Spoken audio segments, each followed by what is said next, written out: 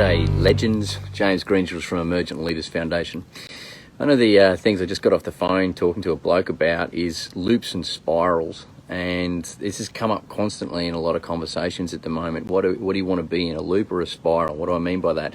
Do you just want to replay the same situation over and over again, causing pain inside, suffering, or do you want to spiral, which means, sure, the circumstances might reappear, but I don't have the same effect inside? What's the difference?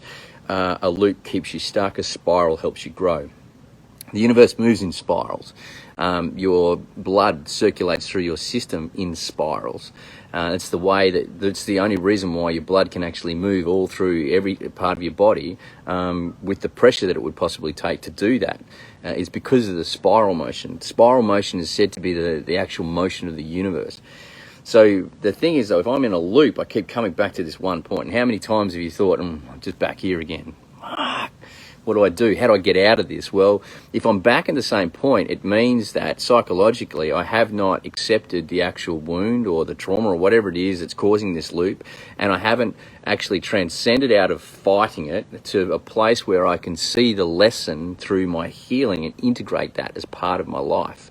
When I do that, when I allow myself to integrate it as part of my life, then I gain momentum and the spiral starts to happen. I start to move forward, but I will always move in a cycle. And so, yeah, we have three predominant psychological core wounds. I'm not enough, I'm not worthy, or I'll be rejected. And sure, at our time, these things just keep coming back and repeating themselves. Apparently, the difference between spiral and loop comes to, am I consciously aware of what's going on for myself and playing an active part in my life to enable myself to heal and allow myself to move forward? The healing process is so paramount, but the way you will understand if you're in a healing process is that you're gaining the lesson from the actual experience. And the experience, yep, sure, might cause turbulence, it might cause pain, etc. Pain happens. Suffering doesn't have to. That's a choice.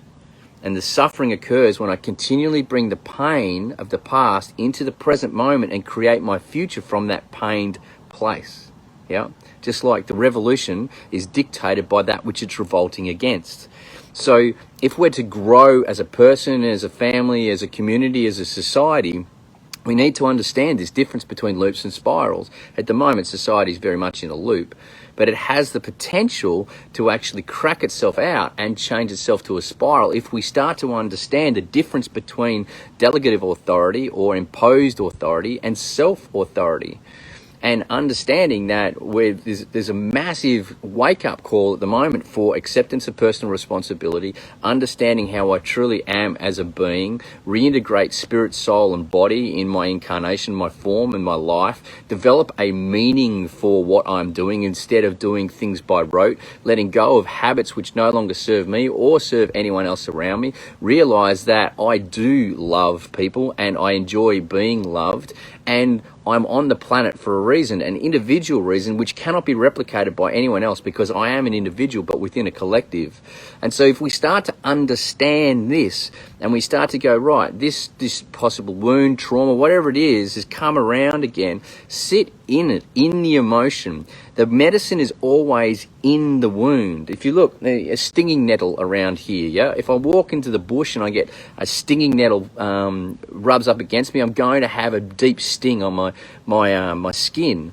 But I just have to stop, I pause, and I look around, and there'll be one of two plants around here. One particularly is a milk thistle. If I crack the milk thistle and rub the ointment of the milk thistle on the actual wound, the sting goes away immediately. So the wound and the ointment are right there. That's what nature does. And psychologically, it's exactly the same thing. The wound is an invitation to go inside. Matter of fact, First Nation people around the world have often said any adverse mental condition is simply a spiritual awakening waiting to happen. Waiting to happen. That means it has to be a conscious choice by the individual as to whether or not they go into the wound to create the healing required to therefore transcend the wound and integrate it into their part of their life. Case in point, fourth best day of my life, being hit by a roadside bomb in Iraq where I almost died. Yep, cool. I would have left a wife, a widow, and a daughter without a father, and my second daughter would not have come onto the planet. So pretty big day. Well, yeah, it is fourth best day of my life, actually.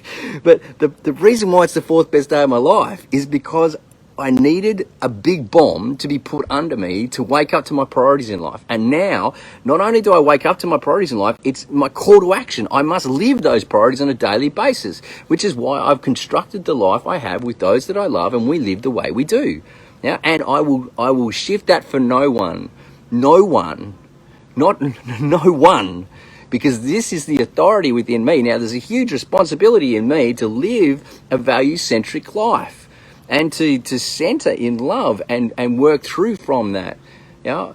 And cool, other people who want to attempt to dominate me or whatever, there's not too many people those around anyway, and realistically, who might be dominated? But the point about it is, that's an ego move from another person to do it. Well, actually, James, I've got to pull myself up on that. There are lots of people that would like to manipulate me to actually feel a certain way or do something that they want me to do. But the thing is, they can't do that anymore unless I'm allowing myself to do that. But my construct of consciousness now picks me up very quickly because of my high level of self-awareness, and I ask myself the question, why have I given myself authority to that individual? Do I still want to do that, or do I pull it back? If I give it to that individual, I go into a loop. If I pull it back, I go into a spiral. I learn, I integrate, and I move forward. The trauma now becomes a blessing, and I move forward in life. Trust that's been worth it. What do you want to be? A loop or a spiral? Love you long time. Bye.